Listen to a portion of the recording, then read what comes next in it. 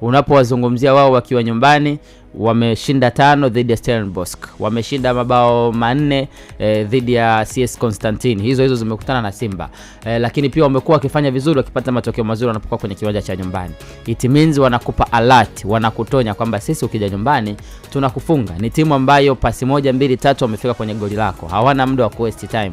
Sasa ni namna gani ambavyo Simba anaweza kwenda kucheza? Ni kuhakikisha kwamba idadi ya timu pinzani wenzao waliconcede, yeye anakwenda kupunguza idadi hiyo. It's better mchezo uishe bila kuliko kuruhusu kufunga mabao mawili matatu, kwa sababu unaofanya mlima unakuwa mkubwa.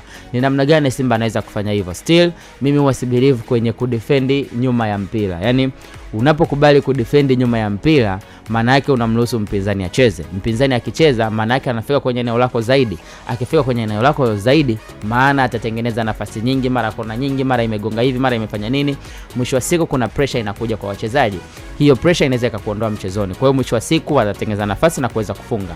How can you defend? Kwanza kuwa na idadi nzuri ya wachezaji kwenye eneo lako la ulinzi. Labda mwalimu anaweza akaamua kutumia back 3 kwa maana ya kwamba Maloni yupo, Karabu yupo, lakini pia ukamtumia Hamza kama kawaida. Una wing backs ambao wana uzoefu mkubwa kwa maana ya kwamba Shomari Kapombe pamoja na Mohamed Hussein, tayari unakuwa una eneo la ulinzi ambalo liko strong. Then pale juu mfano umemweka Kagoma, pia unakuwa umeongeza ile uwezo wa kulinda. Then juu hakikisha una wachezaji ambao ni hatari.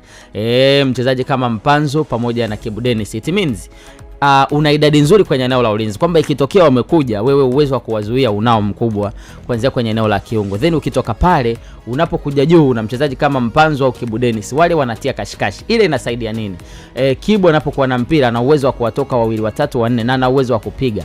The same applies to Mpanzo, ana uwezo wa kudribble past 3 to 2 players, anapiga v-bicycle, scissor feints, ni combination na locomotive feint, anaingia kwenye njia anapiga. Sasa ile inawapa alert, ile ujasiri wa wao kukaa kwenye eneo lenu kuja kuwashambulia inakuwa haipo tena. Wanalazimika kurepel na kurudi pia kwenye maeneo yao ili kuwazuia sasa kina Mpanzo na Kibu. Kwenye kufanya hivyo kuna namna ambavyo watareduce ile hali ya timu ya Simba kushambuliwa. At the end of the day wanaweza wakajaribu kubalance mchezo kwa namna moja ama nyingine. Simba wanaweza wakajikuta walau wanapunguza idadi ya mabao, mchezo umesha 0-0 au imetokea wamepiga wamepata bao 2-1, wakija hapo wanakuja kumaliza kazi.